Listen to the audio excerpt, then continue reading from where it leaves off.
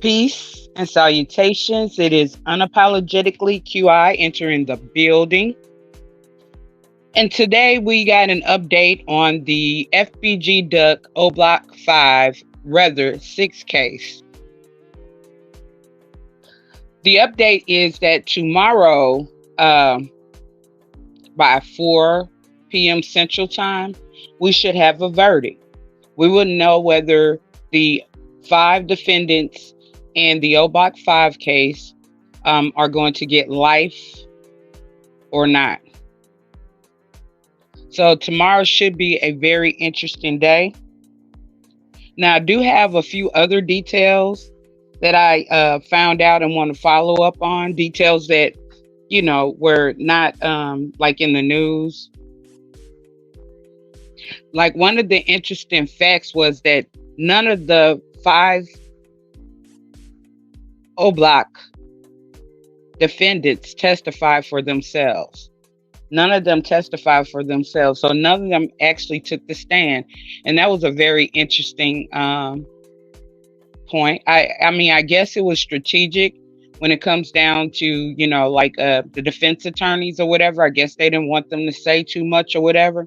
And that's pretty much all that I could see. But I don't know. I think that if I was facing life, I would probably do anything and everything possible, to try to free and clear, myself. So that was very interesting. And we found out as well via Mama Duck's, shout out to Mama Duck Clout Chaser Slayer. I support her because I have compassion for any and all mothers that lose a child, before them. So, I support all the mothers like Mo3's mom, Tuka's mom. I support all the mothers. And that's one of the reasons why I became so interested in, a lot of these cases. However, like we did find out that the person who took the first bang was Muwap. A lot of people were thinking that Muwap was innocent or he was going to be the first one to get out of it. According to, like Mama Duck, Muwap was one of the first people who took, who hopped out of the car and pulled the steel. And I think that a lot of us know that after the crime had been done, that one of the defendant's girlfriends dropped them off at E-Dog's house, and I thought that was interesting as well. And Mama Duck also stated that the same way that they got into the car at Oblock or Parkway Gardens is the same way that they got out of the car. She's like, Kenny Mac was in the front. C Murder was in the passenger side, and C Thing was in the back. So that was an interesting detail there.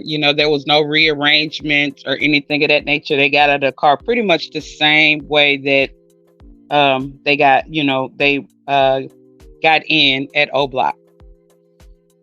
Cashier, the girl that that was defending herself back with by pulling the steel, was not Duck's girlfriend. That was like one of Duck's longtime friends, because she actually had a license, and she was asked on the stand, why did she pull the trigger, and she stated because they were basically pulling the trigger on them, and that she wanted to get them out of the situation. So they also asked, was she licensed, and she basically held a license, so that freed her, from any charges for defending themselves. Oh yeah, it's very interesting that they said Turpin has a reputation. Ralph Turpin, the guy who dropped Duck's location, they stated that like he has a history of violating people in prison. I thought that was an interesting fact.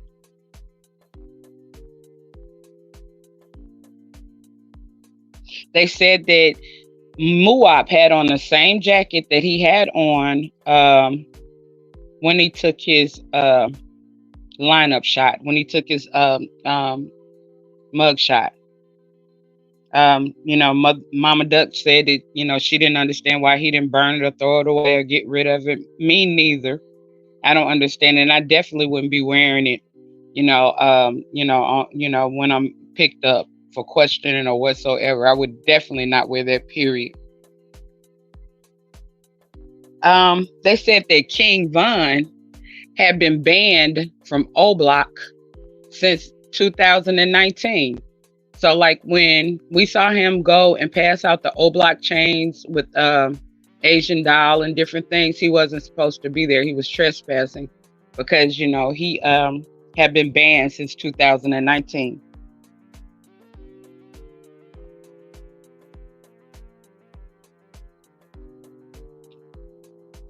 And basically, one of the ex-security guards who had worked there for a long time and who knew everybody, he basically watched the videos and he pointed everybody out in the videos. They tried to get, him discredited because he no longer wants to work at Oblock or Parkway Gardens. He is basically trying to get on with the police department. But I think that, pretty much his testimony stands. They were basically saying that Turpin did everything, because I believe that Turpin did take the stand. Turpin did, not the other 5. Because, like, if we look at it, it's supposed to actually be 6, 7. It's 7 with Turpin. But they stated that Turpin did everything he could to basically throw Lil Durk under the bus. So Turpin, every time you look around, he was basically mentioning Lil Durk's name. So, and as well, the defense tried to get a lot of the people who were testifying, tried to get a lot of their information thrown out, but failed. Because it's like, who else would know about crimes other than criminals? So, pretty much those are the updates that we have, and that fun facts or interesting facts that we have that we didn't know. I guess we shall wait and see what's going to happen tomorrow. We should know something around like 4 or 5 p.m. Central Standard Time, or whenever Chicago Sun-Times put out their information. But pretty much tomorrow is the day that they're actually gonna make their verdict, and they're they're deliberating. So tomorrow should be a very interesting day, and I'm gonna be here for the updates. So y'all make sure y'all smash that like, hit that share button, subscribe if you hadn't, and we shall stay tuned until tomorrow. This is Unapologetically QI, exiting the building. I'll see y'all tomorrow. Peace, love, light, wisdom, and all that good stuff. And I'm out.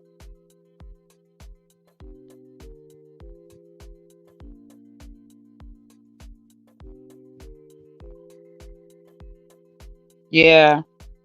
RIP to all the fallen soldiers. RIP to all the young. I hate to see talented youth get unalived at such a young age. Long live Duck. And like I said, I'm out until tomorrow.